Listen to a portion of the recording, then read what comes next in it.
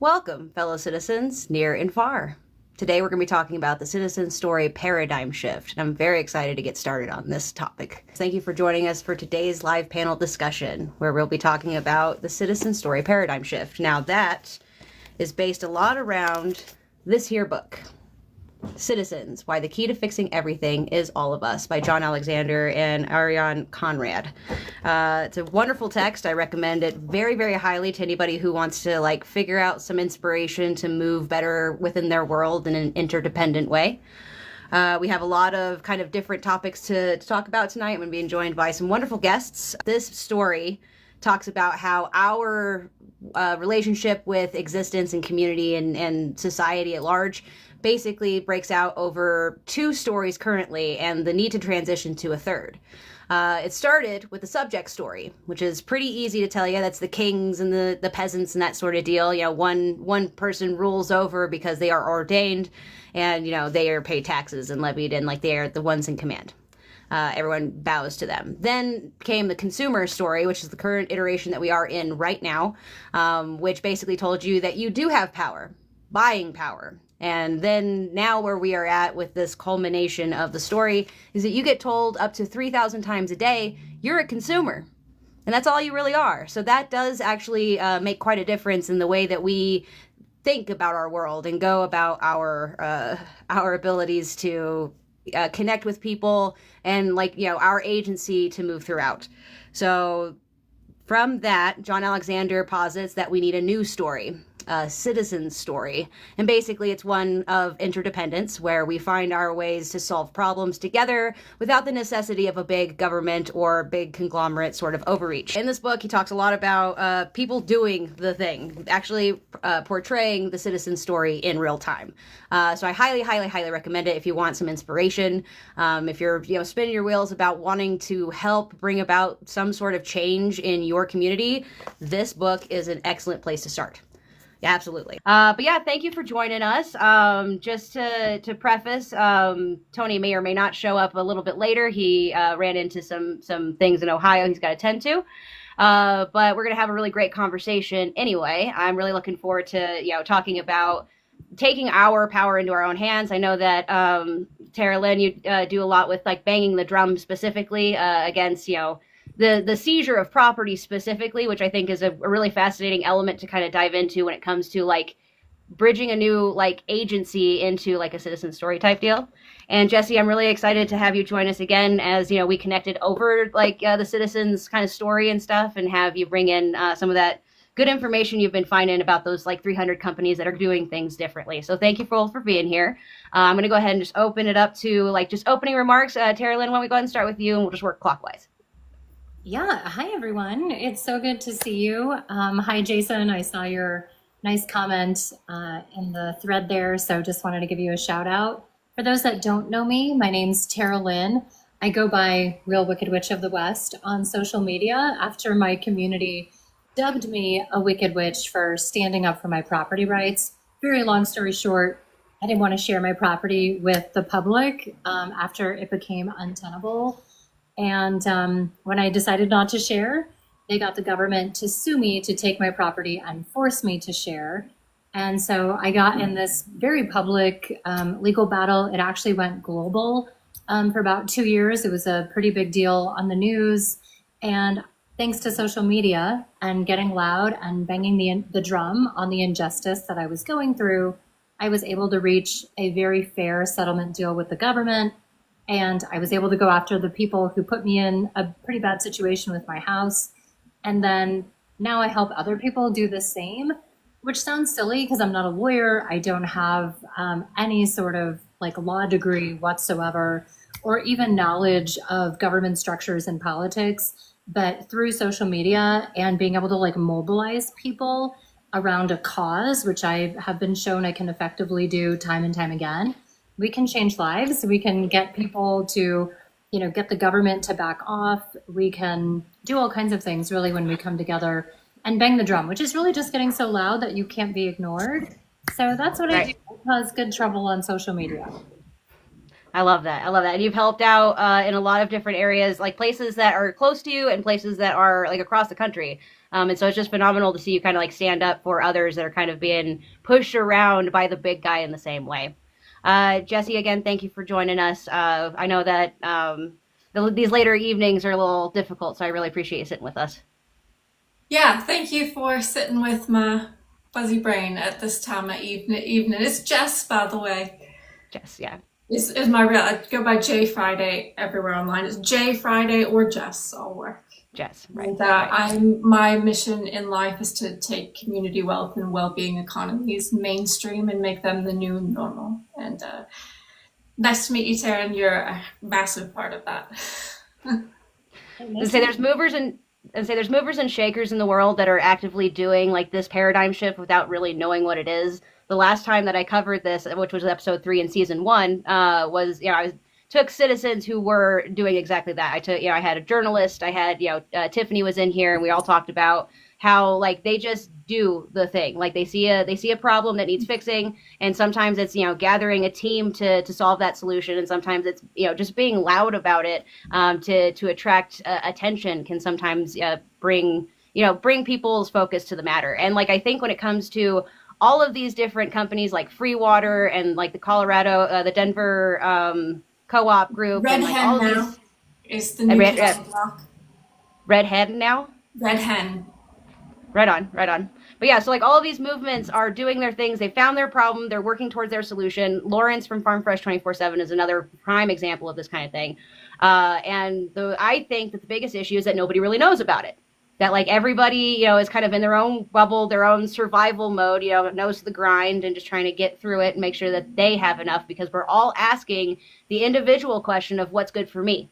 And in the citizen story paradigm shift, it becomes more of like what's good for us. So like, for instance, in the banging of the drum, I know that Terra, you're working with a couple of farms specifically, the people that feed people. Like that's really important, because like it's an important matter that and right now, corporations buying up farmland is a very big and scary thing. And so, like, this is kind of a tip of the iceberg situation to something that could put us in a very dire situation, 10, 15, 20 years down the road. And so, like, banging the drum and being loud about it now is imperative. And the same goes for, like, all of the exploitative systems that rest comfortably in the consumer story. Any way that it takes advantage from us, that's kind of how, and we found different ways to beat that system. We just need to find a way to make everybody understand that there are more choices available to them. Yeah, absolutely. But yeah, so like for instance, for the main breadth of today's topic, I just kind of want to talk about how we can engage citizens and get them motivated into a new direction. Because like, for instance, Tara Lynn, can you explain a little bit of like how you go about getting people to organize with your stuff, like the banging the drum and how you go about it? Yeah, it's a good question. It's actually the question I get asked the most when I talk to property owners. They're like, how can I get people to show up to a town hall meeting? How can I get people to call government? How can I get them to write emails or letters? And my professional job is in research, and part of that, a huge part of it, is often trying to get people to do things. And I think people don't realize when they're asking the question that getting someone to do anything at all is incredibly difficult. And the more things that they need to go through, like let's say you're sending them to a website, and then once they get to the website, they got to click a link and grab an email. And then once they grab the email, they got to write a message.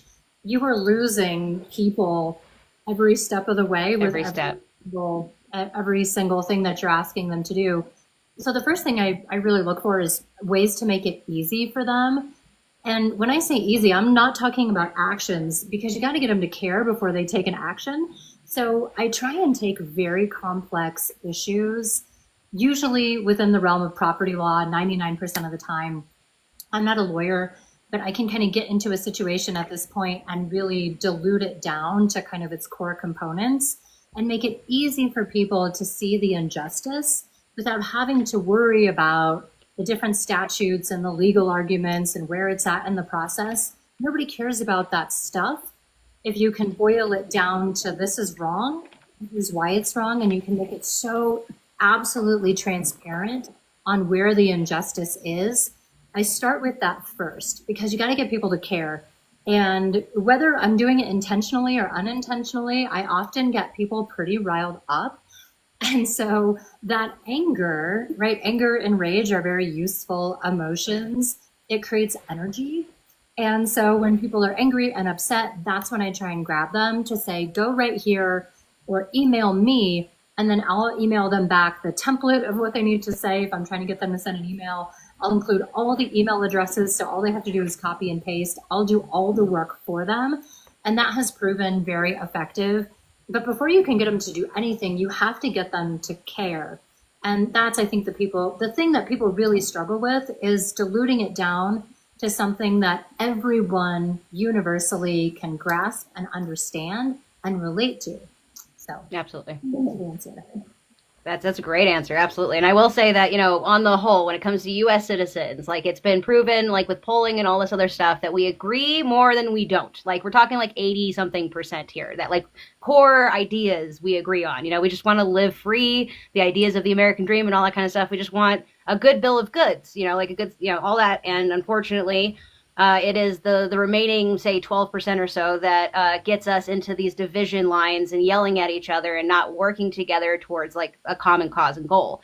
And so the idea to kind of pinpoint on an issue where people will understand and most people will agree, and then give them an easier option, a way to engage that's not strenuous for them, not too many steps, is a really great, decent way to kind of, put a crack in the facade. Because a lot of this, like a lot of what we're talking about here is going against the grain, against the status quo. The ones at the top, the ones who benefit from us buying literally everything in our lives are the ones that want to keep this story and maybe take us back to a subject story. So it's imperative for anybody who feels like any sort of like struggle and grind and stuff to be given an in, to be like, hey, there is another way to do this. And, and I think that it's a start, because like the people that you've rallied in your corner, like once they got going, they kind of, they'll keep up with the updates, and they stay on the cause, that kind of deal. And I think it's really important to see that in every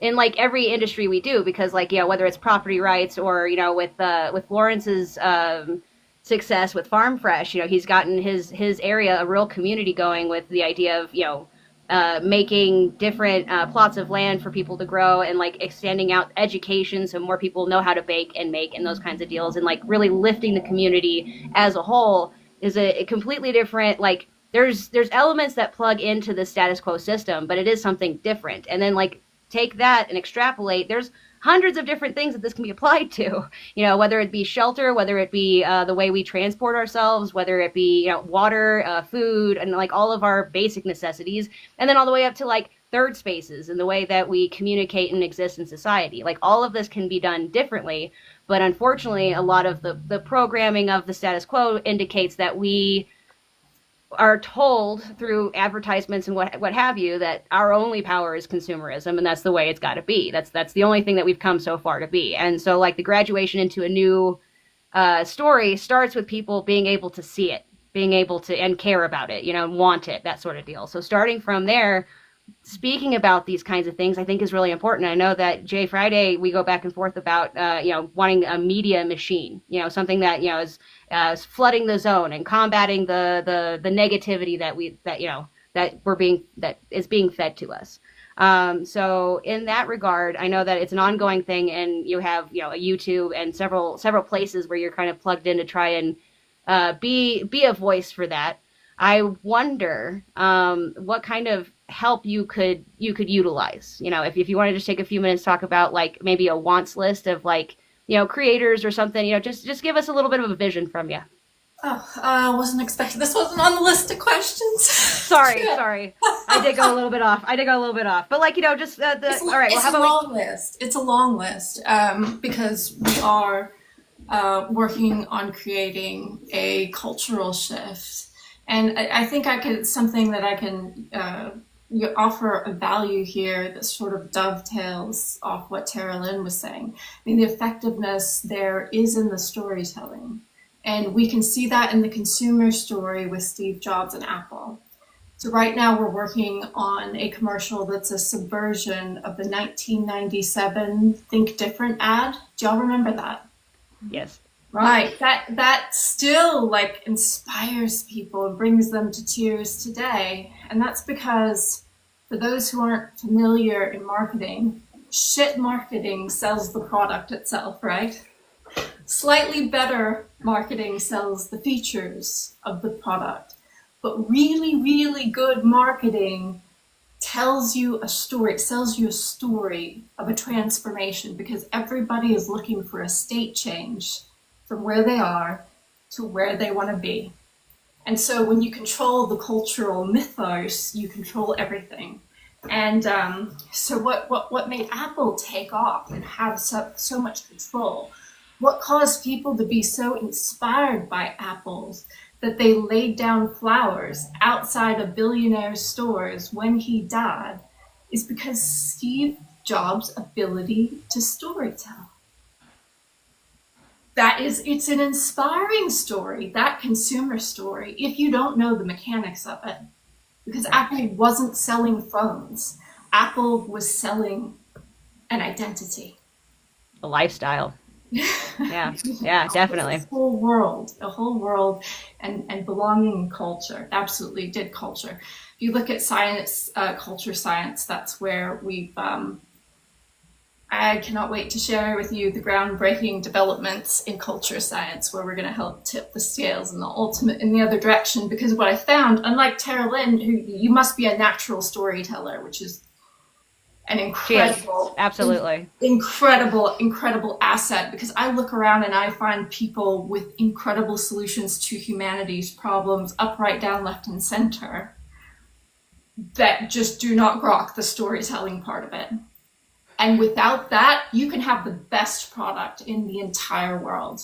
But without that storytelling component, no one can understand it.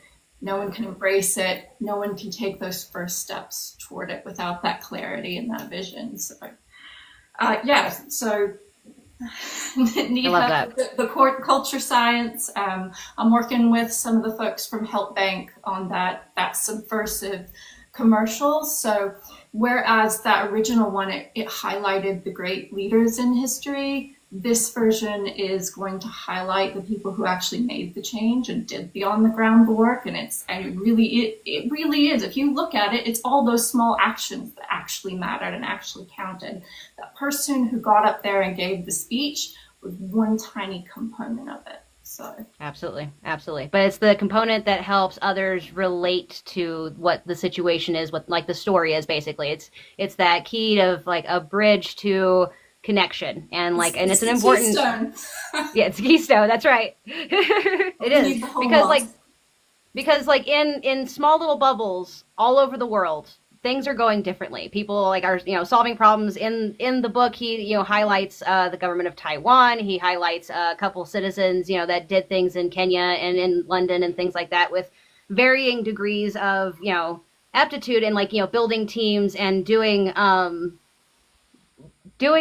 matters into their own hands. And I think that the agency part of this cannot be overstated. Like, we have a lot more power than just our ability to buy a product. Even if the products that we are buying espouse that they are green energy and good for the environment and all this other stuff, it's not as powerful as it is as played to be, as it's advertised to us to be.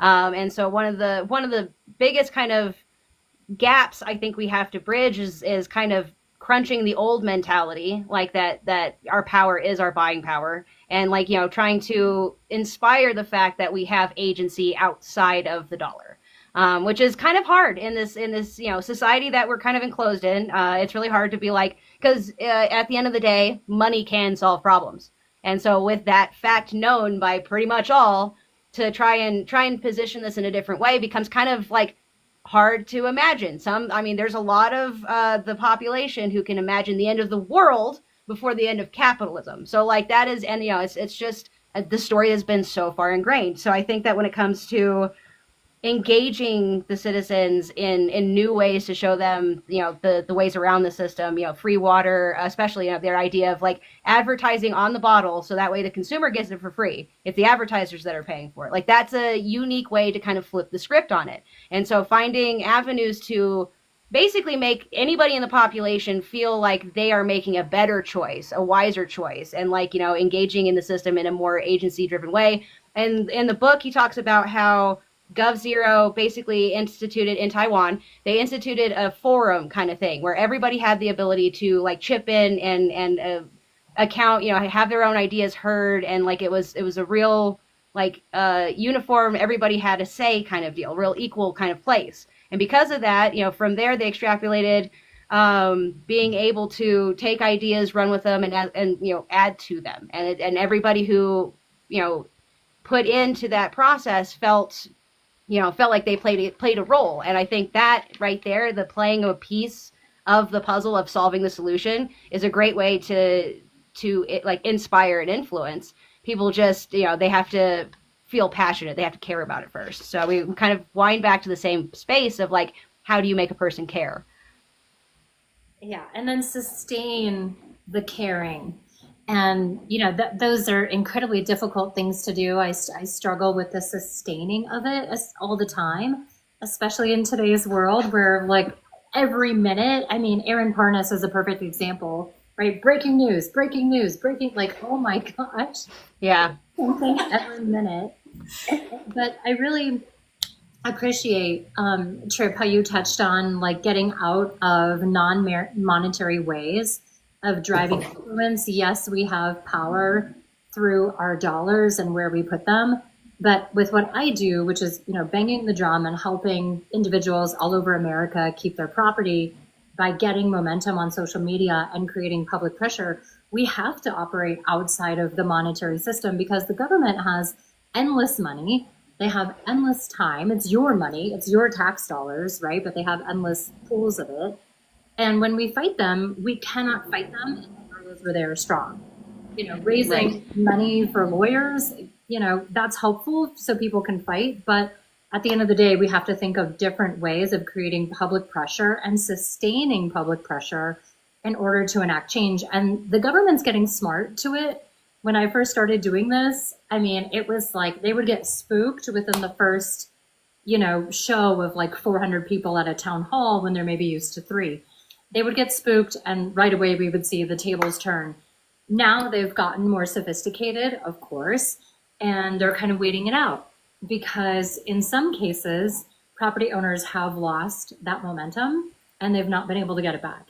And once the government sees that weakness, that loss of public interest, even if the story is continuing to sustain, if the public has kind of moved on, the government is like, all right, they've lost the momentum, they've lost public interest, we're going to keep plowing forward. And unfortunately, for 2 different property owners, that seems to be the case. I'm not going to name them, they're in active battles, but it's a really tough thing. But I love that you're encouraging us to kind of look outside of our traditional monetary mechanisms because there's so much we can do beyond just where we spend our dollars.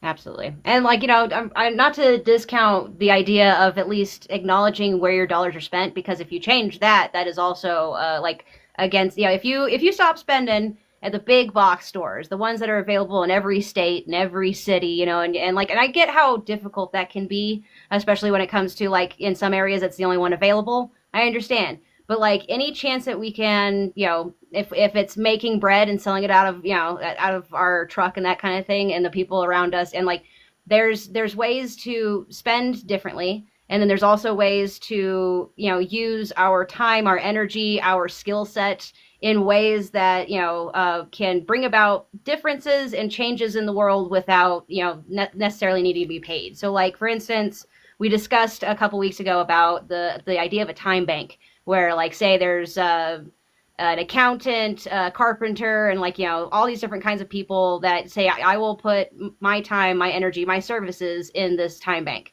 So the accountant gets his stairs fixed, and then later he fixes he does the guy's yearly taxes. And like it doesn't have to be a direct one-to-one, but like the idea of I'm giving my knowledge to somebody, I do not expect payment, but like in the bank system, if I need something, then it'll also be taken care of in kind. And so it's like that kind of concept and idea could be revolutionary. I think it works on a small scale to span outwards kind of thing. It's not something we could adapt on like a national level, But like in your city, if you know a bunch of creative different types of people that are willing to, and it's a conversation to have in community. It's not like something that can happen overnight, but it's definitely one instance of a way we can do it differently. And then over time, if we showed the proof of concept and it became successful, a lot of hard things become easier. It's like the idea of the tool, like a tool library as well, where everybody has the weed whackers and the lawnmowers and all that kind of stuff. Where we could actually set up. There's an app that we were talking about a couple of weeks ago. Neighborhood share, where you can basically see who in your neighborhood has that stuff, and it's like you can borrow and barter and that kind of thing. And honestly, before the internet was a thing, I think it was a lot more common to like borrow somebody's weed whacker and then actually return it to them. I know there's a whole thing about like there's people who never give back and that kind of deal. It's a whole thing. But in the institute in the time before the internet, I feel like going to your neighbor's house for the cup of sugar or to borrow an appliance or that kind of thing, much more commonplace. And I don't want to just hang it up on the internet. I honestly want to hang it up on stranger danger. I think that did a lot more damage than we're giving it credit for. But like it's the amalgam of like either propaganda or whatever used against us, and just like isolation and creature comforts meeting our needs. Like, why would you want to embarrass yourself by asking your neighbors about something when you can just go buy it yourself and then you own it forever, and even if you're only going to use it like 3 times in your entire life? And like it's that kind of yeah. And I'll say to the point down here, People's Lunch says the Montgomery bus boycotts are a great lesson in redirecting money. It was 5 years of planning. And like, yeah, it's not something that happens overnight. This is not something that's going to effectively change the entirety world of society by Christmas. But every step we take in a chaos theory sort of way is going to make some sort of ripple effect happen. And enough steps in the right direction, change will occur. It's kind of inevitable. Real quick, I do want to say thank y'all for joining us today. We're about the half-hour mark, and this is a conversation that's going to be evolving over time, really. I really appreciate these 2 ladies coming and joining me for the conversation, and everybody down who's talking in the chat and tip-tapping and sending it and all the good stuff. If you have people in your lives who think this might be a conversation for, go ahead and send it to them as well. And yes, again, thank you, ladies, for being here. What are some practical steps that somebody like just starting out, I've woken up, I want to help.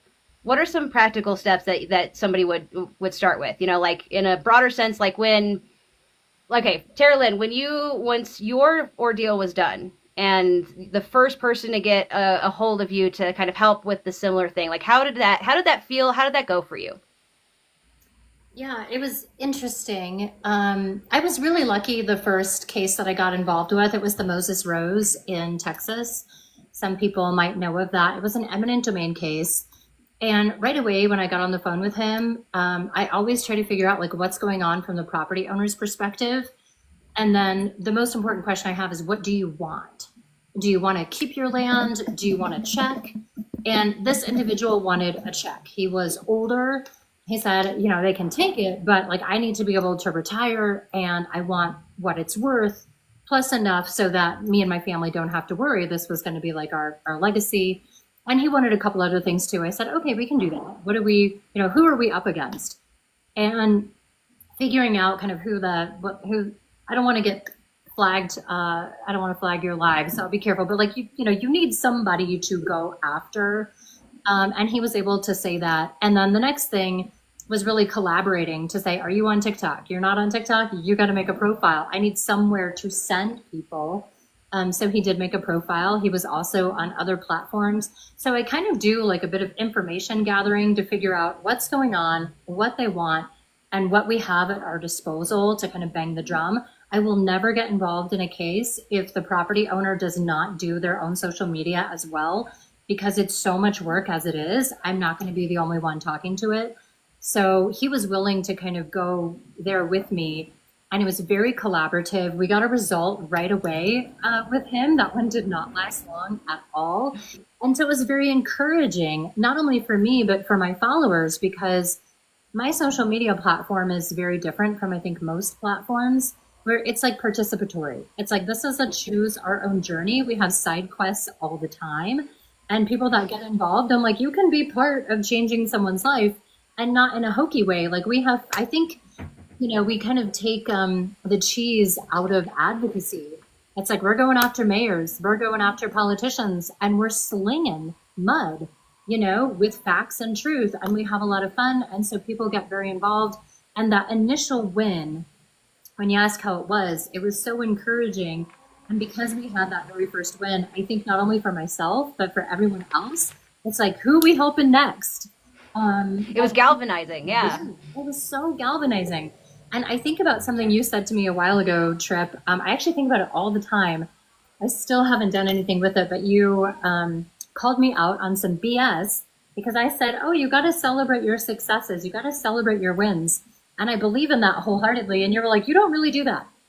And I was like, I guess I don't. Like maybe in the moment, and then I move on. And so I think about that all the time. It's like, maybe I should share all the successes and wins that we've had to kind of re-galvanize people. Because a lot of times people think that getting involved doesn't matter. It's not going to matter if I send an email. It's not going to matter if I show up and watch a Zoom call. It does. Because when one person does it and then another person does it, before you know it, you've got 500 emails and you've got 400 people on a Zoom meeting from Ireland and California and New York and, Africa, the continent of Africa, Mexico, all over the world. And it all adds up and it all makes a difference. So thankfully that first experience was a really good one. Well, I think there's something to be said about, like, when you said it's participatory, your page, and how sometimes you go on side quests and like you really rally and stuff. That's engaging the citizens on a level that they feel the agency that we're talking about. And so like it is kind of that idea of like switching to more of an interdependent style where, you're working as a collective, which is a very important part of the recipe, I think. And it's fun to see people do it without reading the book first, like just kind of going into it. And like I see the points that he talks about here, like, in your story, and like without, and I just find that to be kind of magical. I love it really a lot. So thank you so much for all the gifts, my friend. That helps drive traffic. That and tapping the screen and sending it out to others is a great big help to get people in on the conversation. So I thank you for it. Real quick, I want to just, in here, there's a lovely little list. I kind of want to go through it.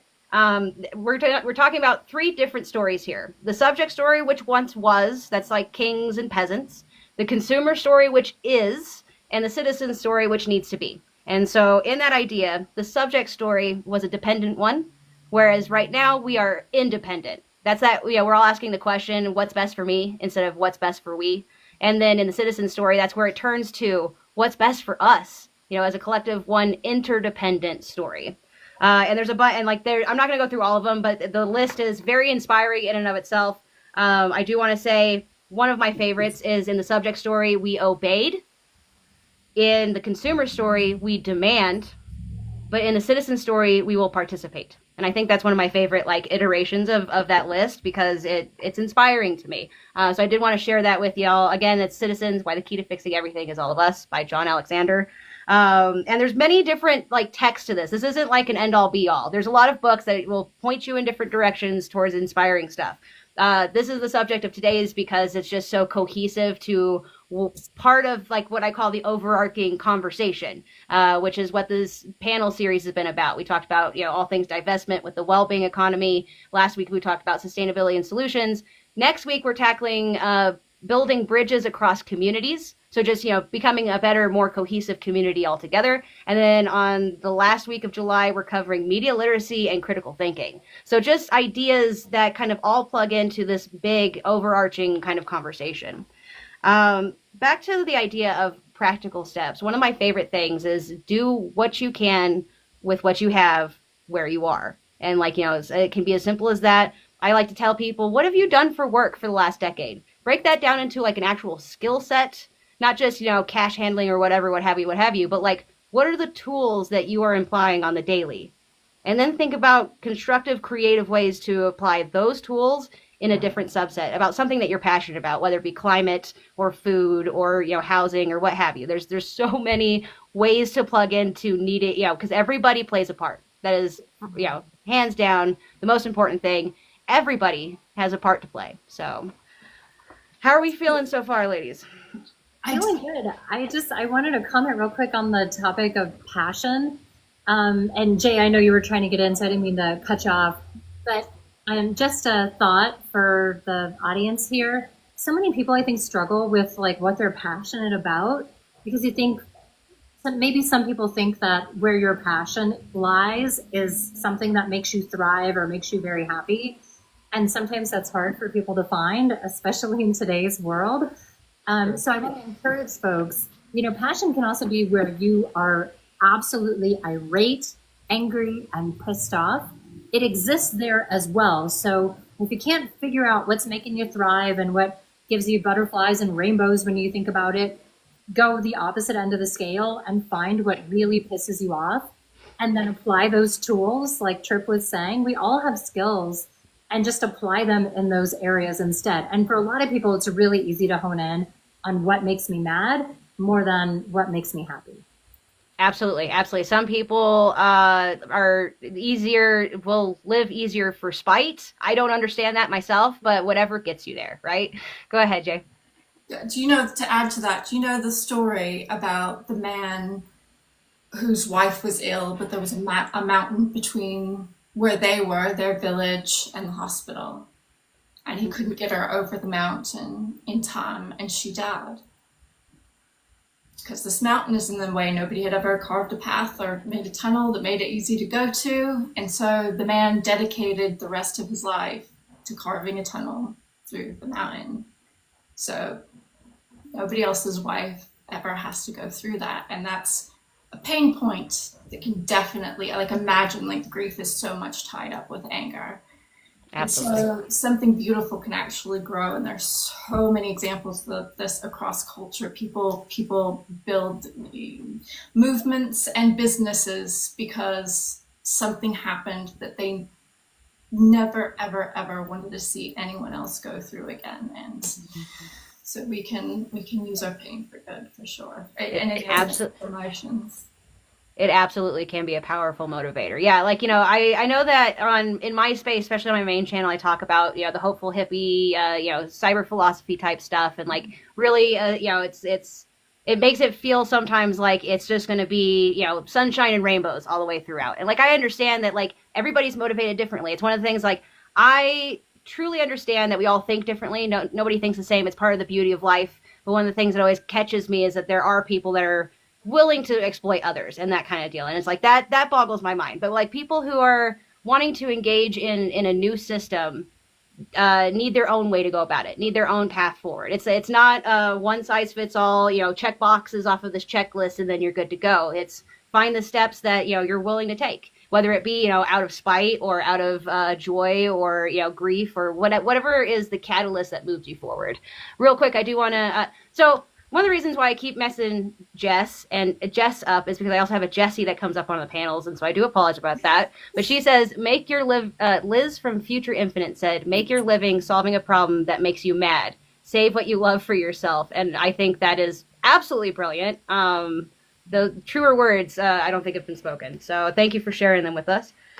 And yeah, I mean, there's a lot of ways people can engage in this system. And sometimes spite can absolutely go a long way. I think about there are phenomenons that have happened like in TikTok space that have been forgotten because sometimes we have really short attention spans. And that is kind of part of the issue as well, like staying engaged, staying in that caring position, especially when it's something that's not solvable overnight. That's going to take months and months. The sustainability of keeping stride can be a big part of it. And a lot of that stays to the people who are most passionate or most, focused in on it. Because I'm going to tell a little story real quick. A few years ago, I was very excited to help in any way I could. A friend of mine and I decided that we were going to try a ballot initiative for the right to food in Colorado. And like, I haven't put it completely down, but like, I'm not that passionate about food. I understand that everybody needs to eat. And that, like, it's a big point of contention with, with, like, the way it's a distribution problem as it stands right now. And that's really the big part of it. So taking that, like, I really focused on trying to get this thing done. Of course, it's something that needs a team of, like, 17 or 18 people to, like, get it as a constitutional rights in the state and that kind of deal. Maine did it, but Maine did it in a way that started with the grassroots level at, like, the city and the counties and then, like, and that kind of thing, and then worked their way up to state. And so it was basically like a David and Goliath situation. I'm aiming for like the top dog right off the bat. And it's not something that I am uber passionate about. It's like, food and I like have a weird relationship anyway. And like, from that, I'm just like, like it's the idea of having everybody having the agency to grow their own food. I am passionate about, but to see it to its logical conclusion is very difficult. It's a very long running game. Now that I'm unfortunately moving out of state, that throws another barrier in the way, because like a state run initiative has to be proposed by somebody who lives in that state. So like it's just, it's new barriers, but that doesn't mean that I'm just going to set it down and walk away. I do have to reorganize the way that I'm going to move forward in a big way. But, and I've put myself in that position. I want to see it through. That being said, if you start something and you don't really vibe with it, just try something else. Like, life's a big experience. There's many ways to tackle this, and eventually you might stumble upon something that like really speaks to you in a way that you wouldn't have understood if you didn't try and fail at a couple things first. You know what I'm saying? New Mexico. Thank you for asking. Failure is a feature, not a bug. Amen. Very well put. If growth was easy, trees wouldn't shed their leaves. Amen. That is very profound. I love it. Hello, welcome in, friends, near and far. Thank you for joining the conversation with us today. Again, we were talking about the paradigm shift that's needed, and it is occurring. And it's like Tony would say, it's a watershed moment. We need to get to a point where it's like critical mass. Everybody is moving in a different direction, so it causes the facade to break. And I think that we are seeing that both like in the nation as well as like a global stance of just wanting to get out of this grind, because even though over 100 years have passed, there are political cartoons from the turn of like the 19th century of like a guy in a vice being twisted for every penny he's worth and stuff like that. And the fact that it resonates so well 100 and some years later means that we need to change the story. We need to do something different, and it's being felt on a lot of levels. There's a lot of people out there just looking to do something different. And I appreciate seeing it. I want to then take that and make it more known, which is part of the reason for these live discussion panels and stuff like that, is kind of making people more aware that the situation is occurring. So that way, I believe at that point, they'll start looking around and the helpers will show themselves. You know what I mean? And like, it's a slippery slope. It starts with just knowing it's available, and then pretty soon you're walking a path of progress. I mean, that's been my take anyway. So I don't know about y'all. Yeah, I like it. The It echoes the cultural development actually echoes our personal development. So if you've ever been through anything in your life where there was an anger and a pain point, at a certain point, once you process that, then you start turning and looking for hope and for new horizons, and you can start envisioning a future not completely shaped and story led by the pain, right? And I think we're seeing this, like America, definitely, we are at a critical mass with the pain, with the grieving. I come from the neurodivergent and disabled community, who are sort of definitely some of the canaries in the coal mine there. Actually, my first startup I built to make entrepreneurship accessible to give financial freedom to neurodivergent and disabled people. That was kind of my whole through the mountain story.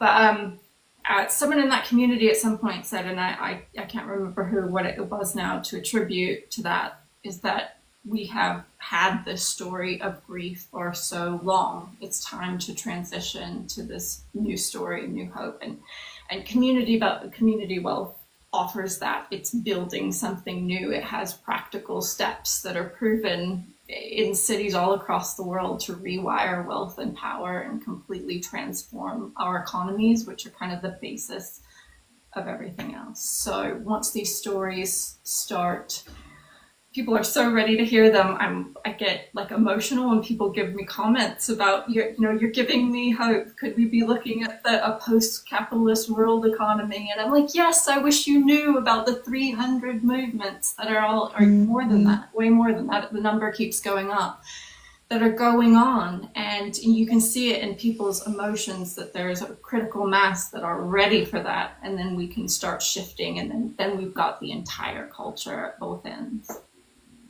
Yep. Go ahead, Carolyn. I believe. Well, I'll just say to the end of that is, there's the critical mass is going to be a point, but it's not the point at which we're like on the other side of it. You know what I mean? Like there's still gonna be we'll still need to push through to the other side. It's like tunneling through that mountain. The critical mass point, you see light, but you're not able to walk through. And like we have to work this to finish. We have to have people who are willing to walk with it to its like totalitarian, to its total, sorry, to where it ends. And it's going to look different. It's going to look like, I would love to be able to envision like what it's going to look like and then bring it, bring it to people every day of the week. Like, hey, isn't it going to be great when this thing happens? And then this leads to this and this, that. And I think that's definitely a key part of it, but it's not the only part because the visionaries only get us so far. People actually have to step into it. And I think that the doers, showcasing what they're doing when they're in the action of it is kind of part of it. All of these kind of components add up to a sum that is greater than the parts. Amen. Yes. I like what you had to say, j.Friday, and the undertones of hope within what you just shared. And, the stories, hundreds of stories all over the world where change is happening effectively in favor for the people. And I just got to tell folks listening, hope really is the first act of rebellion. It is the belief in something better. And when you believe that something can be better, you begin to resist the way things are now. And it really does start with those incremental actions. And Tripp, you were saying earlier, do what you can where you are to the degree that you're able. For some people, maybe it's going to be, pulling back on consumerism. For other people, maybe it's going to be, taking a day off of work to go protesting. It can look different for every single one of us. Everyone's always asking, well, what can we do? What can I do? Do what makes sense for you. Take your stand, and collectively millions of us, can enact that change. I'm not familiar with the 300 stories. I'm sure there's probably like some playbook architecture within them for a roadmap to success, but in a very chaotic, beautiful way, simply just doing something differently because we don't agree with the way things are does start to dismantle the foundation of our current existence. And that is chaotic good. It starts breaking it down and leaving room for something new. But I would love the 300 stories because there's got to be some sort of playbook or roadmap within those that we should all become aware of. Pretty fascinating. And I think that's an excellent segue into another piece of this, which is education is important. We don't know what we don't know. And so like those 300 companies can go off and do a great job for their communities and really thrive in their bubbles. Yeah, in their movements and in their bubbles, they can do really, really well. But like if people don't know about them, then the expansion will be slower than what it should be. So education is absolutely one of the key things that like raising awareness and standing on the precipice of just showing the good work, showing the receipts, as I like to call them, is absolutely part of the journey. And like one of the hardest parts too, because again, we kind of go back to the idea of the storyteller being a needed component of this. And some of us are, naturals at it. And some of us tend to have to work really hard. My videos end up being what I like to call intellectual jazz. I probably do between 5 and 20 takes for like any single video. Because like I'll start with a concept and then I'll stutter over my words and do a lot of uhs or whatever, and then over time refine it to like a thing that I really want to say. But it takes me a lot of time to do that. I sit down, I can churn out 4 or 5 like pieces in like an hour or so, but like just kind of depends on how like on fire I am. But some of us have like a natural ability just to sit down and tell stories. And so like maybe part of the work is inspiring those types that are natural storytellers to tell the kinds of stories that are needed to be like highlighted and stuff like that. It's a partnership because nobody can do it alone. All of us are smarter than any one of us, which is actually one of the quotes from the book. And we can use that to our advantage, and we really can. Hilo? What did I miss? I saw that too. I don't know what Hilo is. It's Hilo is a new free open source platform that is like Discord, Facebook, they all had a baby, but it is made specifically for place-based organization and building communities of trust. And Right on. so it's a brilliant platform from the regenerative movement. I would say that it falls into the regenerative part of all the movements, but covers quite a few of them. Right on, right on. Yeah, no, see, and it's those kinds of things. Like I did not know about that. We'll definitely look into it. I will say a point of contention for me personally is that there's a diaspora that is happening and occurring. Like one, with this app being on the chopping block, or them making a U.S. Government version, or whatever's happening.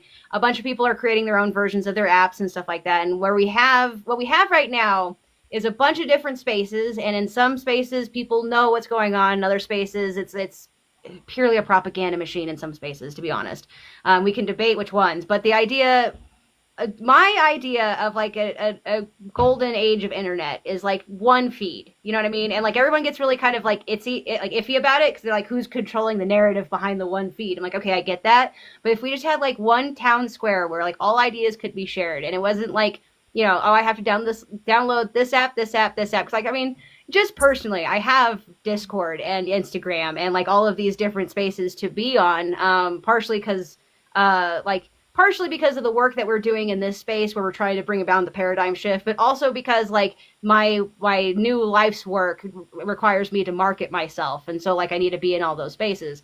And it feels hard to be like, oh, there's another app where we could do like the community stuff. Let me see if I have the space for it on my phone. So like that personally is a point of contention, but one I'm willing to overcome, because like if there's a space where the good receipts are being shown, I want everybody to be there. I really do. Hope receipts. Yeah, hope receipts. Called them earlier. I love that, hope receipts. Yeah, interoperability is coming. I know a lot of people in the tech area of these movements. There's just really exciting developments. So hang in there. For sure.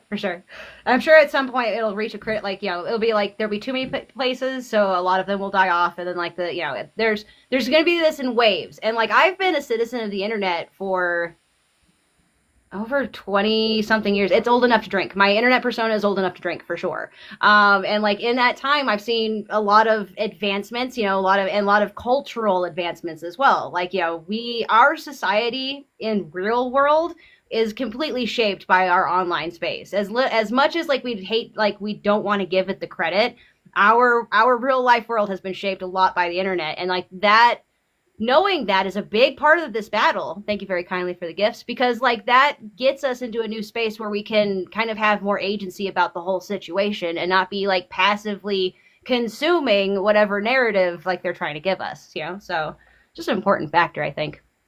Oh, I'm getting the puzzle piece. Oh gosh. I'm a real person, I promise. All right, we're good with that. Which means we're about the hour mark. Thank you all again for being here and chatting with me about such an important topic.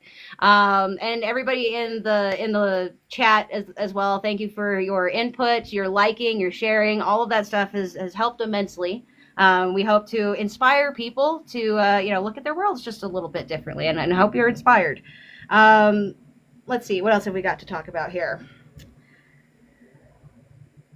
Well, actually, let's go ahead and segue into like, how can one find their own potential? Like, I think this is a key part that a lot of people don't know where to start within themselves. Like, and I think I broached it a little bit ago with the idea of take the skill set that you have learned, the thing that you do for work for like a decade, and break that into like what it is you're actually doing, and see how creatively you can apply that in a new situation. That's kind of like my kind of go-to. I know that when we were talking about the different things people can be motivated by via spite or hope or what have you. Terra Lynn, can you help me out here? If somebody is mad, how could they take some steps? I mean, I would boil it down to this. I think a lot of people get overwhelmed, like when they're mad, right? They get overwhelmed. They start to see the larger structures at place that are causing the pain point. whether it's an oppressive late stage capitalist society or otherwise. And when they start to take that really macro, 50,000 foot view, it can be very overwhelming. What am I going to do? What change am I going to make? Oh my gosh, I can never make a difference. And you've got to distill it down and start looking at things in a very practical way within your sphere of influence and your ability to control. Nothing big happens overnight, regardless of how it may seem. Things do not happen overnight. And so, if something is making you mad, flip on the camera and talk about it. If you don't feel comfortable in front of the camera, talk within your family and friend circles if you have those, because it starts with conversation. Maybe you start practicing articulating what about it makes you mad, and you're raising awareness kind of in a space that feels comfortable before you expand into spaces where you feel less comfortable. And I'm being ambiguous on purpose because this looks different for every single individual. The thing that I see most people struggle with is they can't get out of the idea zone. They're like, well, we could do this and we could do that. And I don't know, it's so many steps and like, whoa, the problem's so big. Don't worry about it. Start with something small that feels like you are taking one step in the direction that you want to head towards. The universe will provide you the opportunities along the way, whether it's a learning. Every time we try a new endeavor, we learn. We learn about ourselves. We learn about the topic. We learn what we're good at and what we're not good at. So we are failing forward in a very positive way. And that leads to bigger and bigger things. It's like the snowball effect. And so my advice to people would be just take a step, a small one. If you want to be a big creator, but you're not comfortable talking about the things that make you mad or that you want to see change in the world, I'll go back to my example. Start within your family and friend circles. You don't have to start by flipping on a camera. Practice talking and articulating. And hopefully that same example and philosophy can be applied in other avenues. But the first step is the most important, and that's the one people are so often just too afraid to take. Yep, absolutely. And I think there's also something to be said about, like, some people, when they're in the ideas mode, the idea they have is big, like big picture big. And so they see all of the steps, they don't see which one's first. And so, like, one of the key things when you're trying to take agency in the way of that is the ability to break it up into chunks. Like, yeah, this comes before this comes before this. This is what I can do right now. And then to what you said about the scope of concern and scope of influence is what you said. That's another point to be very personal. Like, take the time to really dignify what is within your scope of influence, something that you actually have the ability to affect, and what's only in your scope of concern, something that you know and you realize, but you cannot really affect it with anything that you have at your disposal, because that distinction can save a lot of, like, time, effort, and energy when, because, like, one of the things that the opposition loves to do is to have us spiraling, have us so caught up in one wedge issue or one really deeply concerning matter that we can't do anything. And so, like, having that focus of determining, oh, this is actually outside my influence and control. I still deeply care about it, but I can't put the energy into that because then I won't be able to affect the things I can influence. And I think that is really an interesting and important part. Go ahead, Jay. I have to add to this. I don't know if I'm supposed to let, like, the secret out yet. Please do. Go ahead. Next week, we're neighborhood share man, Mike Jones, brilliant mind. So next week, it might be ready next week, maybe, hopefully. He's built this entire dashboard where it asks you questions and finds out, like, what you actually want to do and need in your life, and breaks this down into manageable steps based on your circumstance and so you can just quickly go to this tool and the overwhelm will be gone. So now that you know, like, but everybody listening, now that you know this, you can do either ask a friend to help you break it down into chunks, depending on how you feel about AI. It's so hard to remember in a hyper individualist society to reach out, but you can do that. Just a reminder, pick up the phone, text. But you can also, AI can, now that you know, whenever you feel overwhelmed, ask it for help. Yeah. Right. You can That's awesome. Yeah, that's really great. I know that I've been using my my AI assistant very infrequently, only in cases that I really need it. It has helped me with these live panels though, because if I had to think of this all by myself, it would have taken a lot longer. So like in that regard, using it as an effective tool, and that is a really great way. And I would definitely suggest talking with a friend, like an in real life person who actually knows you at least somewhat. Because like an AI, a lot of the AIs that I have seen are really super positive and think that you could do anything. And it's like, yeah, that's a great idea. Da, da, da. It's like, wait. Maybe you should start with somebody. And I'm not saying that you're not capable, but I'm saying that a friend won't inflate your ego to the point where you think you can do anything, which I feel like a lot of this, and the AIs are definitely a mirror. So that might just be the way that my AI talks to me. That inflate your ego.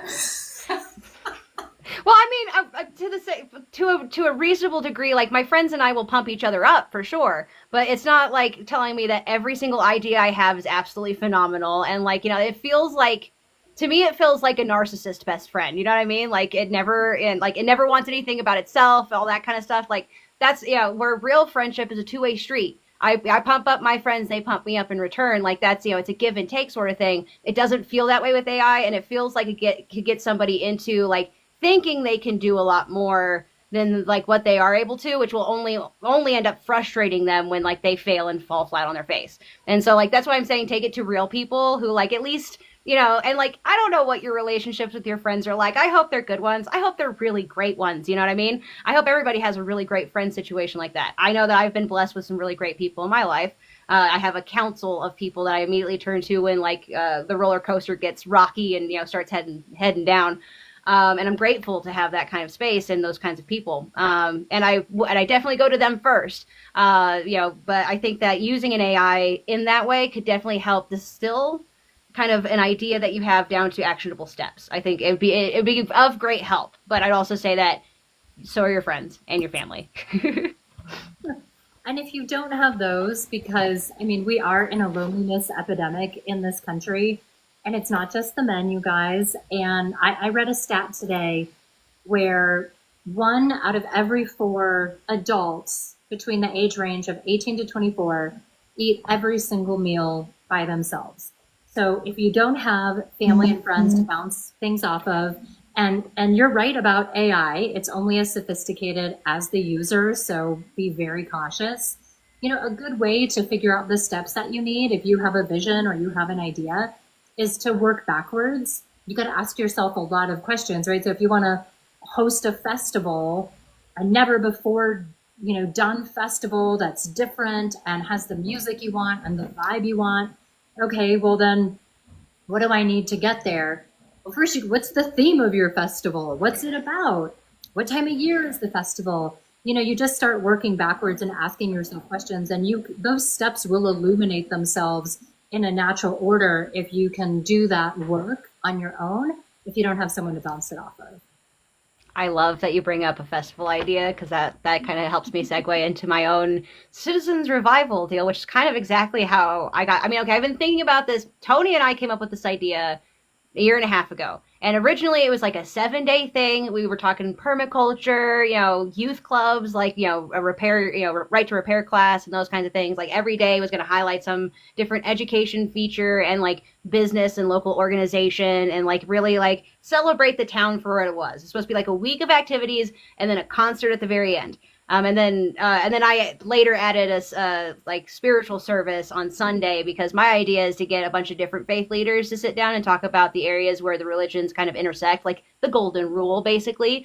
And, and then immediately have a pancake breakfast after that. So just a way for the community to have one grand experience together and really be celebrated throughout. It's now, and that was the original iteration, 7 days. It's now a 3-day festival that literally in August I get to go pitch to the first city that I'm going to do it in is my own hometown. And they're all pretty much thrilled and on board already. It's going to be next year. I didn't want to do it in the years that we were doing elections, but here we are. And the idea is we're celebrating the town. There's going to be a scavenger hunt on Fridays that's going to go through Main Street. So it touches on a lot of the businesses that have been there for 25, 30 years.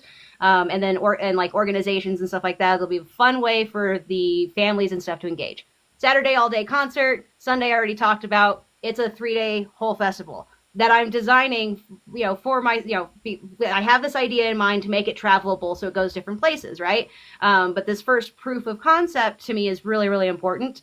And like there's a bunch of facets to it. It's a bunch that I didn't even really consider. And so one thing I'm really lucky about is that just by speaking about this idea and like having this idea and the ambition to like try and pull it off, I have had great people come out of the woodwork and be like, hey, I want to help you do this. And I'm like, thank you, because I really need it. You know what I mean? And so like, and that's the thing, like, speak about your idea. Let it be known. I know that for a long time, I was the kind of like writer that if I talk too much about my story, I end up writing it. You know what I mean? Because I tell too many people and like, yeah, that's a really great idea. And that was enough for the writer in me to be like, it is, isn't it? Yeah. Yeah. And then that'd be the end of it. So like now I'm in a space where, the telling people and getting that, oh, wow, that's a good idea is like feedback to continue down the road and not be and not let it be like satiating. Like, yeah, it's cool as a concept. I want to see it in real life. Like that's the point that I've been driven to now. But it very much started like, I want to do this thing. I don't know how to start. And there are so many facets to it that sometimes it feels like, do I really want to do this? Do I really want to put all this work in? But I do. Like, I really do. So, hey, my friend, good to see you. Thank you for the roses. But yeah, and so it's just, and it can happen. I mean, it can be an event. It can be 100 different ways. You can start a club. Like I said, I wanted to do like a youth robotics class or like a gardening group or, teaching people some sort of knowledge that'll help benefit them. That's turned into fundraising so that way we can do something really cool in the community that we fundraise for. So, and it's just like letting the idea evolve is also part of it, like don't get set in the idea, in the initial really great idea, be willing to adapt. So thank you for that segue. I want to come. Absolutely. We all will definitely know the dates and everything as it happens. And it's so fun because like I've gotten to the point where I have the headliner for the show. Like there's this band that used to tour through that town a lot. I was raised on this blues kind of music, and after like they had a set that they were supposed to do, pandemic happened, and they haven't been back since. So reaching out to them, I was like, I don't know if you remember me, because like one of the last times I saw this band, I wasn't 21 yet. So it's been a while, and they got special permission for me to enter the bar and watch them because I was like only like 4 months away from being 21, and I was like, man, I'm gonna miss this show because it's in a bar, and so they got me special permission to go, and it was like, yeah, all exciting and whatever. So I'm like, I'm not sure if you remember me, but I'm putting on this concert and and immediately they came back like, oh my god, it's been so long, we haven't been to that region since like before 2020. We would absolutely love to come back. Just let us know the date, and then here's how much it's going to be. So, like, there's a price for them. They're not going to do it for free, of course, because that's what they do. They're a band. So that becomes part of the budget. And, like, right now the budget is sitting at about 20 grand. So, like, it's and that's not any small numbers, but, like, fundraising events and doing a whole bunch of different stuff is going to get us there because I want this to happen. And there's other people around me who enjoy the idea, know it's good enough, want to see it happen as well. So that's what it takes a village to make anything really occur. But like once we get momentum and we're doing stuff, imagine what can be done. I'll be quiet now. You can do it. That number is only $20 to 1,000 people, 1,000 true fans. Do you know that model? You got them already. You're well covered. Word. Yeah, no, and we are, and in many cases we are well on our way. In fact, Lawrence from Farm Fresh 24/7 is in the chat, buddy. If you would like to come up, throw up a guest. I don't want to put you on the spot, but if you'd like to come up and say some words, just go ahead and hit me up with the guest invite. But I do want to say, as to a point, he's been at this for a long time, and what he has grown and built, and like now is in different stages and going to various different places, and like really speaking to the education aspects as well as as changing the paradigm of consumerism on its head and all that kind of thing. It's beautiful. I love it, and it's one of those things that when I see that happen in action, I am inspired to try and do, like not something similar. Like I said, me and food. me and food have a complicated relationship, but I want to inspire others to be inspired to do, something like the Farm Fresh in their avenue and in their ways. And there are over 300 people doing something in that realm. Like free water is another one that we can talk about. That whole concept just turns this story on its head and presents it in a new way that can make more people feel agency and energized. And I think there's going to be a point of watershed, of critical mass, and then but we are actively fighting against techno feudalism, like that. That is definitely something that cannot be understated. There are the people at the top of the status quo definitely want to maintain their power, and it's going to be a struggle. But like as more people jump in and get acquainted with what is possible in a new aspect, I think that they'll lose power pretty quickly. It's going to be a struggle, but it'll happen, and I think it's going to happen pretty fast. Oh my goodness, Jason, that's so great. He says that he made his first Farm Fresh post. Grew too many zucchinis and cucumbers. That's awesome, my friend. I love to hear that. That's success. We are about an hour and 15 in. Again, I just want to take a moment to thank the ladies who came up with me, the people who are sitting in this conversation and having a great chat. This is the meat of it. We come and give this space and offer it up as a way to help people think about their world in a different way. And I hope that everybody gets a chance to do that. So thank you all for being here. What if you're in Central Ohio? I'll be there in a couple weeks. Oh, really? A lot of my fan base is in Ohio, actually. Oh, yeah. I don't know why. Well, because me and Tony are connected, and I think a lot of them filtered to me through Tony. Tony's in Ohio, yeah. Okay. That's where I'm going to go. Wait, I'm going to be in Ohio the first week of August. When are you going to be in Ohio? Probably a little before that. Okay. At least a while after that. And at least a while after that? Columbus. Going to Columbus? I could probably make that happen. So basically, Tony has he's basically gotten his band back together, the Womacs, and they're doing a show. But I understand the tickets are almost sold out. It's a pretty small venue. But it's their first gig in like a decade. And so he's focusing a lot on that. In fact, that's one of the reasons why he's not here tonight. But and so they're focusing on that, and it's going to be a great show. I'm going up for that. It's my vacation. Post being fired from my job and having to move out of my apartment, I'm still taking my vacation, and then I can get back to life. So yeah, I mean, we will hit each other up in the DMs and whatnot and kind of figure out time and stuff like that, because I have an extra day that I don't know what I'm doing yet, and if it's a drive to Columbus, that sounds fun. But yeah, so if it happens, that'd be great. I always appreciate meeting people face to face and getting like that, which I need to get a picture with you, Terra Lynn, before I leave the state. Because, like, we hung out, but I forgot to grab a picture. I'm so bad about that in person, which is, I think, a good thing. I'm on my phone so much, as I'm sure all three of us are, being social media content creators. It's not my day job, but I'm on my phone, like, way more than I would like to be. So when I am out with people like Tripp and we're having a wonderful lunch, like, my phone's down. I'm not taking pictures. I'm not using it at all. So at least we were present. But yeah, let's meet up again and we'll get that picture before you head out.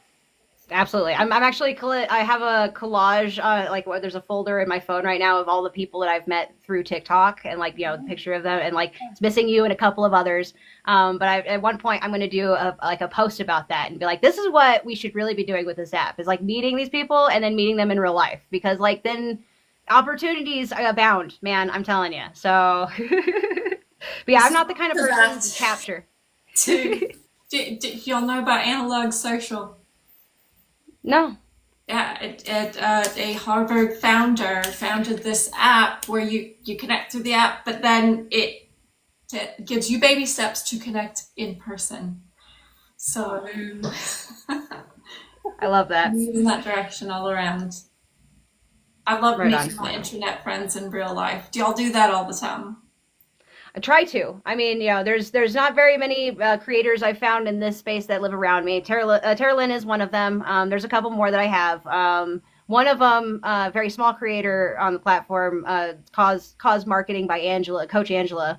She's doing the volunteer expos and stuff. So I helped her with the first one. I was planning on helping her like with getting video assets and stuff like that. I was planning on helping her with the second one, but unfortunately it's after my move. So I'm helping her on the like pre end of it, like getting.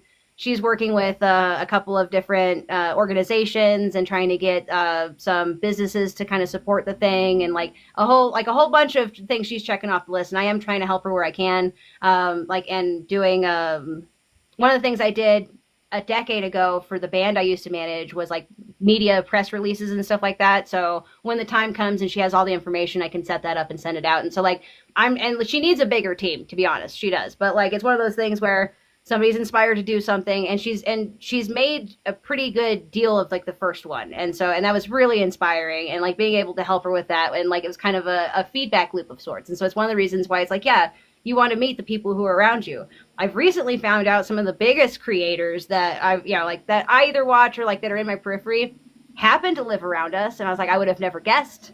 Never have guessed. But it's one of those things that unless they tell you themselves through their content, because you only know what they show you, they could be anywhere in the US. That's the way I used to operate for my channel. I wanted to appear like I could have been from anywhere. And then at a certain point I had to be like, no, I need to tell people where I am and start making connections, and because that's how you actually make progress. You can't just make it in this cyberspace. I wish we could. I really wish that like real things could be done here. But like in Ready Player One, reality is the only place you can get a decent meal, and that's where like real progress happens. So yes, I am a nerd. So well, would you think of going outside is highly overrated? That's my favorite book. I think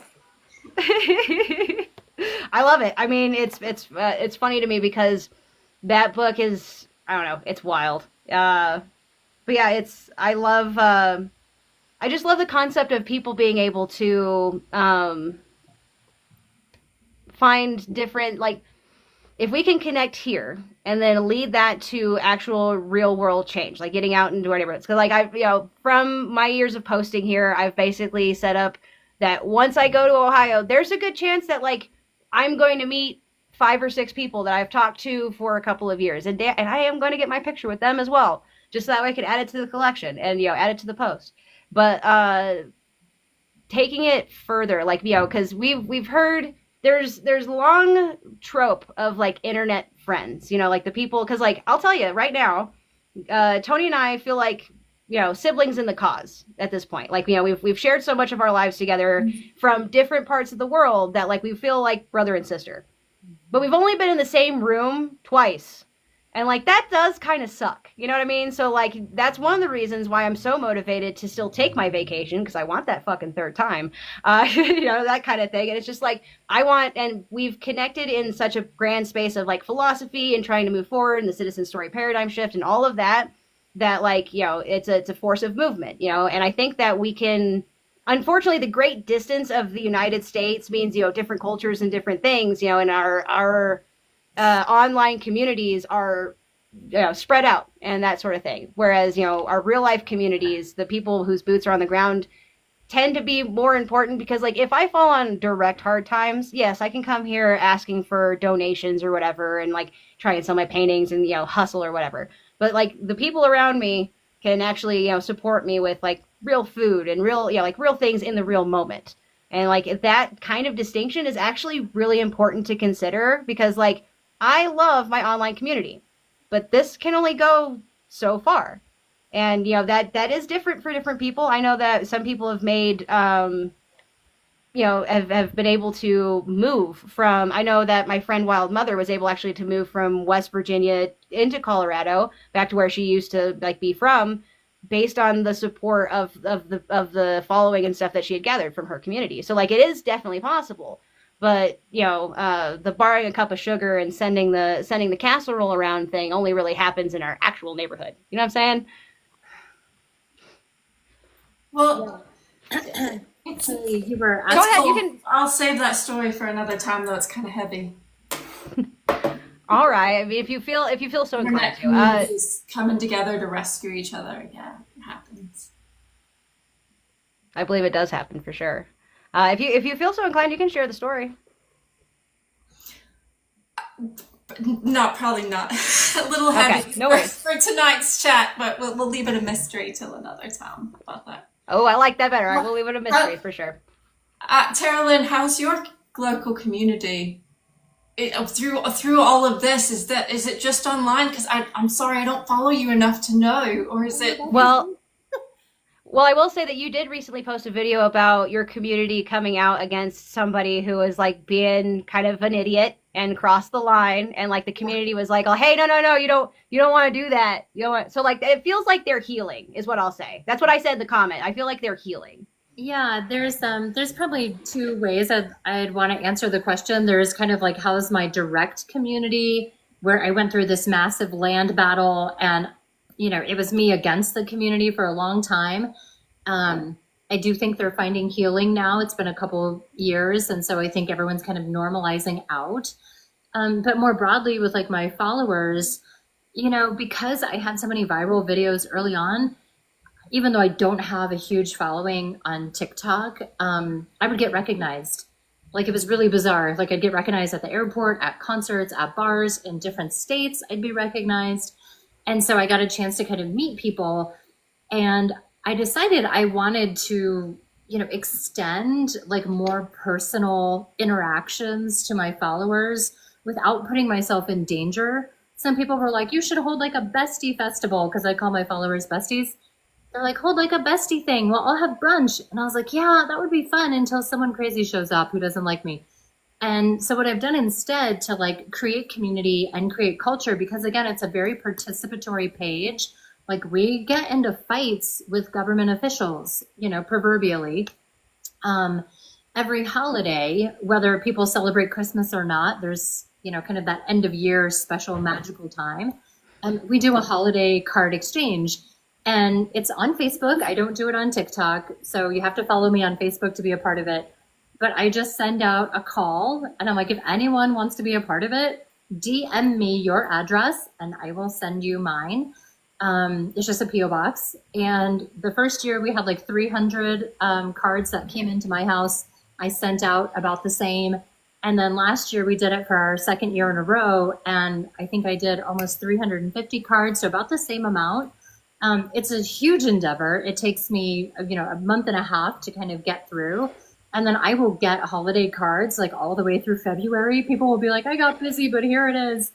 And it's been phenomenal, like, to build community and feel like a real world connection in a way that I feel keeps me safe. Because unfortunately, I kind of blew up on TikTok because of my property. So a lot of people know where I live. And that makes me very nervous. I don't want to cross a boundary line where I have had people come up to my door to say hi. They just walk on the property. They're like, hey, I'm like, oh, we're not friends like that. Please don't do that. So it's been a nice way to kind of create a boundary line, but also, show gratitude and appreciation and extend a human touch to something that sometimes feels very digital. Yeah, definitely. And I think that there's a good case to be made that boundaries can be good. I remember stranger danger very vividly. My mom really, really kind of drilled it in at one point, and there's something like to the point where Tony introduced me to a mutual friend of ours. Her name's Bobcat. She's wonderful, very anarchist type, very much down with like this current system. But like, it's a weird spectrum between the three of us. It's really fun because I'll talk to her and then I'll go to talk to him, and he seems the sensible one. But then when I go talk to her, I'm the sensible one. It's crazy.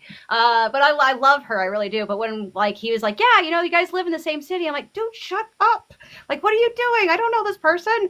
And so like, and that was just the knee jerk of like the stranger danger sort of reaction. And so like, yeah, there's definitely, because I've met probably in the ballpark of like 10 or 12 people from this app. And like, some of them have been like, you're in my area, I travel to you, we have a meal.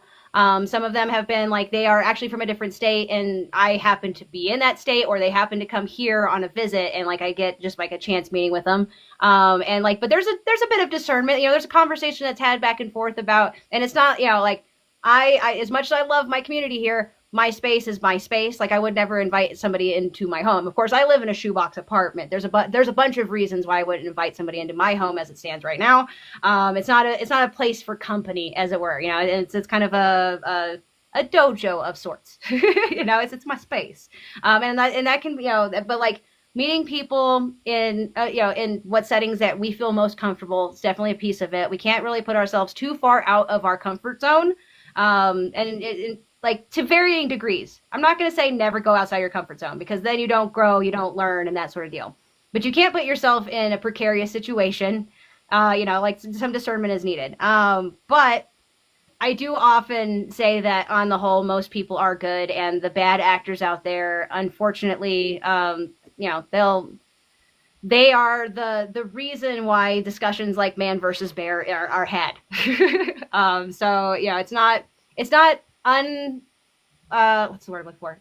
Unreasonable to have that sort of boundary set up for yourself.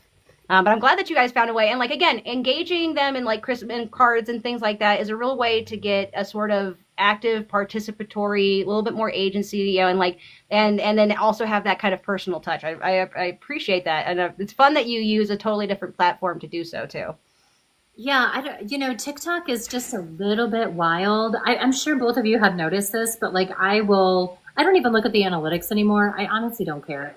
But when I was looking at the analytics, I'm like, what in the world is going on? Like my videos, whether they go viral or not, the majority of people who see them are not following me. So my own followers aren't seeing my videos. I'm like, yeah, the last thing I'm going to do is a free for all holiday card open. Whereas on Facebook, a lot of who sees my stuff are my followers and the people who are invested in my story and what we do to help others. And so that's why I've chosen Facebook, interestingly enough, as like the platform.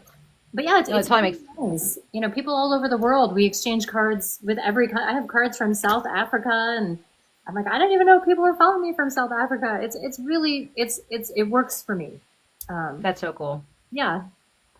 Well, and I'm like the card thing with, I don't know, it's fun because it is that personal touch that, and it can come from, and showing the Facebook thing. Yeah, because I'll tell you with the TikTok thing, I decided to throw an ad on one of the citizens' videos just to let it go further, to hopefully get some more people in this room, sitting in and having the conversation. And it's really funny because before I did that, all the comments, there's like 13 comments on there. Most people, everybody from pretty much, from the circle.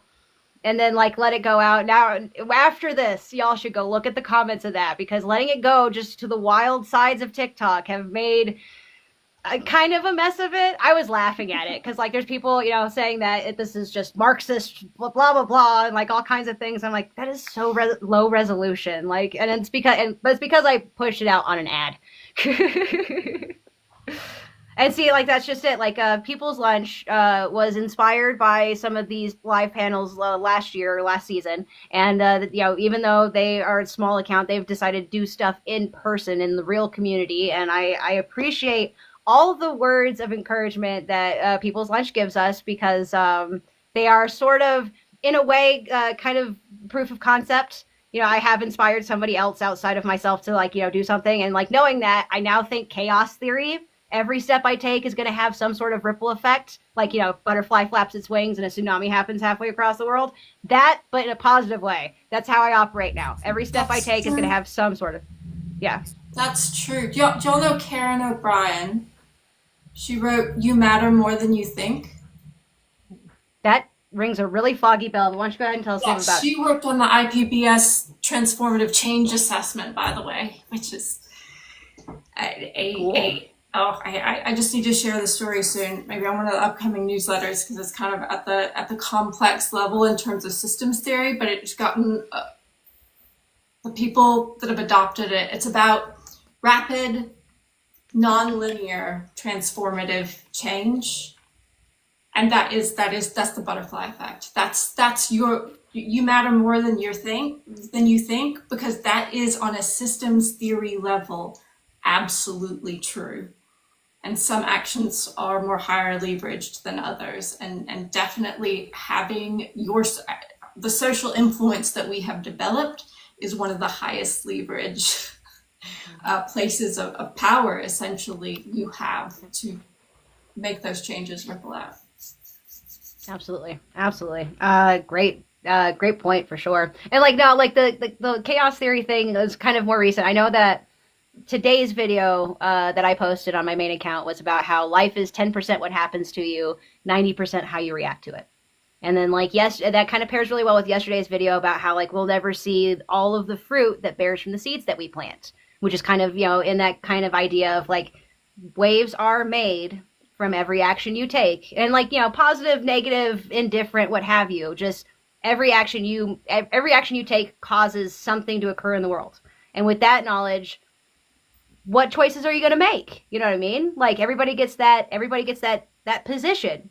And you know, it's not just the content creators with big followings, because like the people that you affect in your daily life, your friends, your family, the customers that you serve, or your, you know, coworkers and the employees around you, the choices we make with them matter. The conversations we have with them matter. Every little bit is a ripple effect. And so I hope this inspires people to try and think about their world a little differently, because this paradigm shift is happening, and with the more people kind of actively involved in thinking that way, it's just going to happen that much faster. So People's Lunch said quality over quantity is something. It's kind of everything. That's how the Me Too movement happened.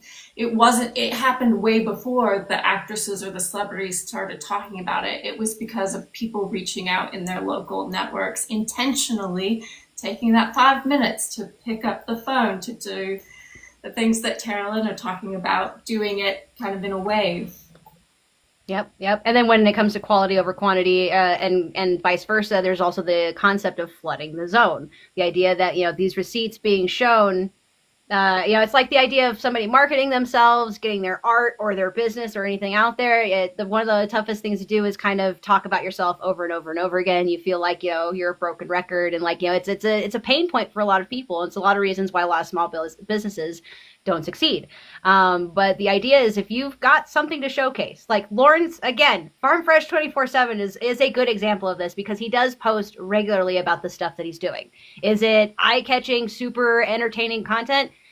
I mean, you know, we have our, you know, he has his strengths, but it's good information. And for those who are willing to sit and listen, you know, I always feel so like inspired by the end of one of his videos, which can be anywhere from, you know, 2 minutes to, I've seen him post a 24-minute video, but like, you know, he's putting out those receipts in some form or fashion. And like, I think that, you know, not necessarily taking a page from his book, I think that what I would really like to put forward is like finding media influencer style teams to, like, you know, and then pair them with the accounts and be like, you want to talk about this person, you want to talk about free water, you know, Farm Fresh, you want to talk about this group, you know, and like, and like, yeah, in my mind, if I had all the time, energy, and money in the world, I would create a media conglomerate to combat the negativity.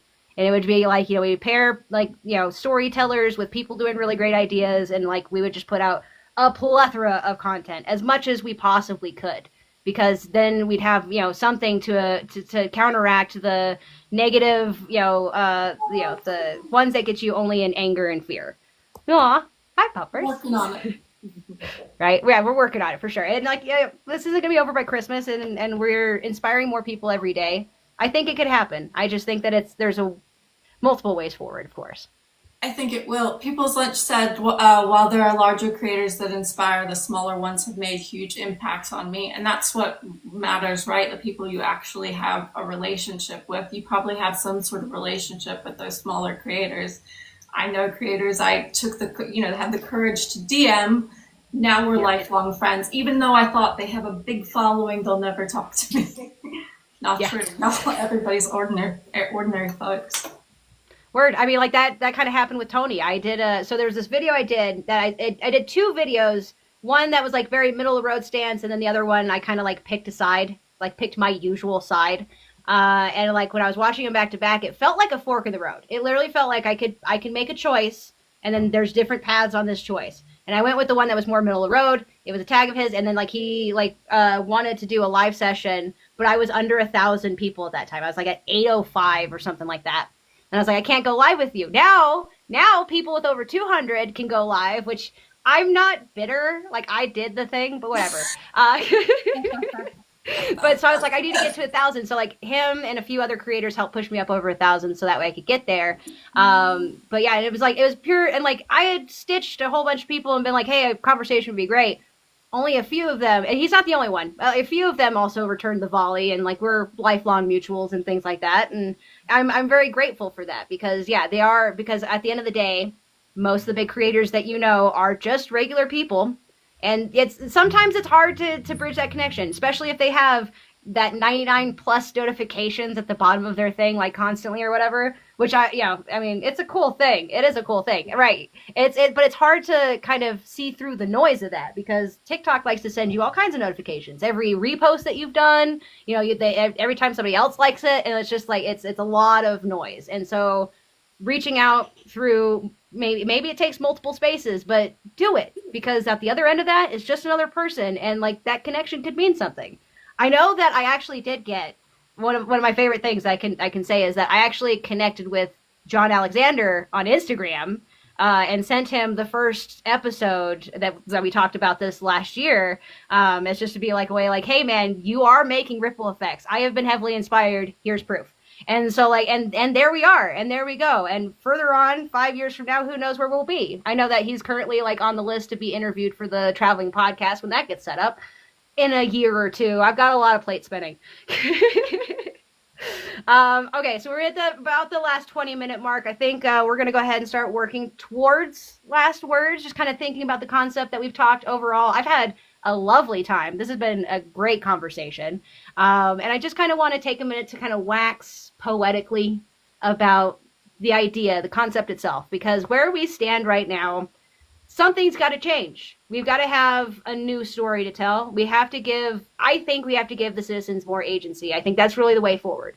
It's not the easiest thing to do, because if it was easy to turn people's brains on like that, I feel like we'd be a lot farther in the process. However, the watershed moment's coming. Critical mass is happening. So many movements have decided to do things differently and are proving concepts left and right. We've mentioned quite a few of them. And there's some that we haven't.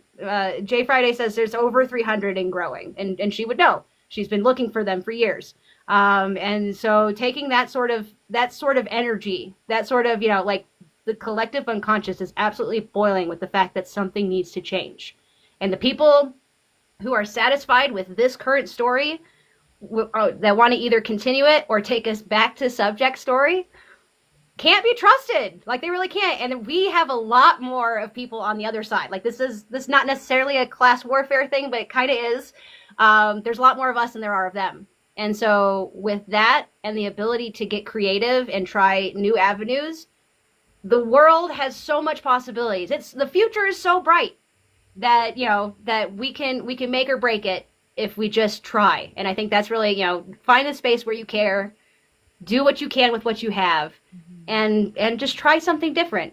Failure is a feature, not a bug, but we learn. We take lessons and we learn from that. And with all of that, we can make ourselves a much better future for us, for generations to come. We can, steward this planet successfully, and then who knows, maybe even travel amongst the stars one day. I would love it. That's all I'm saying. I would love it. But yeah, from there, I think we're going to go ahead and go into final words and kind of wrap things up. Again, ladies, I want to thank you for being here and having this conversation with me. It was fantastic. We're going to go in clockwise origin again. So, Terra Lynn, thank you so much for being here. Yeah, thank you for having me. I've done this with you a couple times. You're one of my favorite hosts, just because of the way that you keep the conversation moving in a very effortless and fluid and casual manner. So always a pleasure. I'm glad I could make it work. And maybe next time I'll catch Tony. All good. For sure. Thank you for that. I appreciate it. Yeah, hopefully he will be around. I know that he was beside himself to have to step aside this time, but we'll get him back around for another one for sure. Yeah. But yeah, so is there any what you're working on right now? Any sort of plugs you want to give at the end of this, or? Yeah, I think the only thing I want to tell people, and I'm gonna have to make a hope receipts post. But you guys, the apathy, and I'm not trying to single anyone out, make you guys feel bad. That's not the intent. But the apathy has got to go. It has to go. The idea that nothing's going to change and we can't make a difference, those are the beliefs and the tools of an oppressive system. They require you to feel that way. They require you to think that way in order to sustain. And so if you find yourself in those places, find what makes you mad and start dreaming, start imagining and envisioning a better future. That is the first step in resistance, is hope for a better world. It's not cheesy, it's real stuff. And so my closing words would be, step out of apathy, step into hope. And if you can do it, step into action. And it doesn't have to start big. Nothing ever starts big. Start small and the good stuff will come. The helpers will come. That is the way the world works. Tripp, you shared some examples of that. Just do whatever you feel like doing and don't worry about what anyone thinks about it. And certainly don't worry if it's going to make a difference or not. Just keep doing what you're doing and eventually the change will come. Absolutely. Very well said. Very well said, my friend. Thank you again for being here.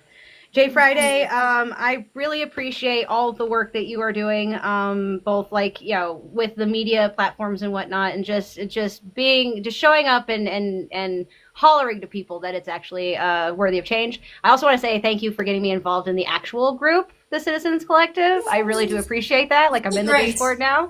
Yeah, it's a great place to be. A little quiet in there, but that's all right. But yeah, thank you for getting me hooked up with them. If whatever your final words you would have, please. Thank you. Oh, how can I follow up that eloquently stated wrap up there? So I want to give a shout out to Red Hen app, because that is making connecting direct with local farmers as easy as grocery shopping. It's just launched this year. The more signups and demand we have for it, the more local farmers sign up. We're trying to make it viral then, because that completely cuts out the middleman out of the local supply chain.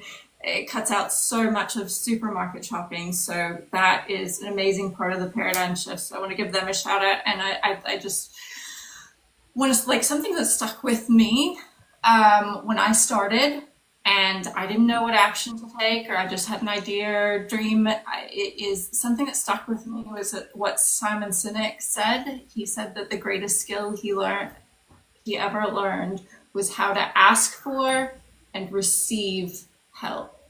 And part of this consumer story is also that hyper individualism.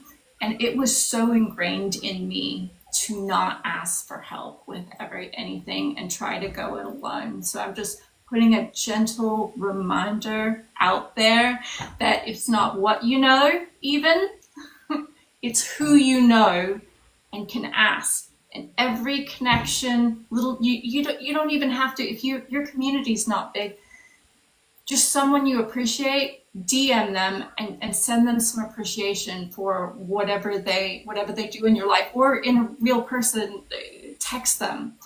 That may not necessarily lead anywhere, but it's those small points of connection over time that build community, build trust, and open up the right opportunities for you and the right people that can help you with whatever your dream is in this world. So I just encourage y'all. Thank you so much for having me.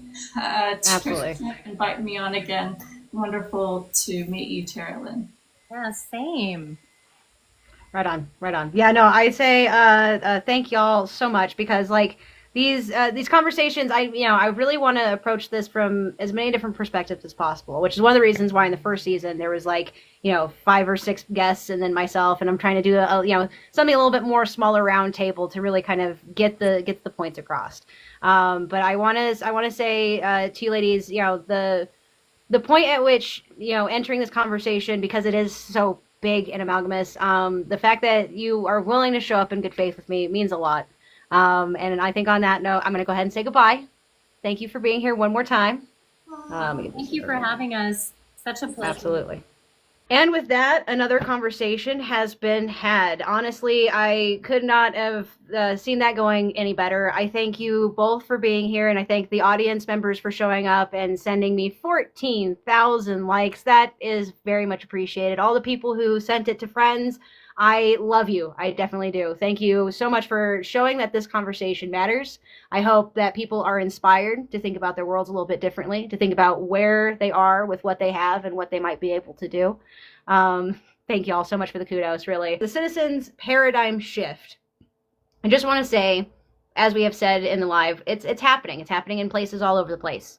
And once we hit a watershed moment, a lot's going to change very rapidly, very quickly. Thank you all. Thank you all so, so much. And it's just a matter of time. So find a space where you can move within this new course, whether it be out of passion, spite, what have you, whatever makes you move best. It's all right. Find your way forward. I appreciate everybody who is on this journey with me so much. Thank you for being here. And until next time, be well, fellow citizens.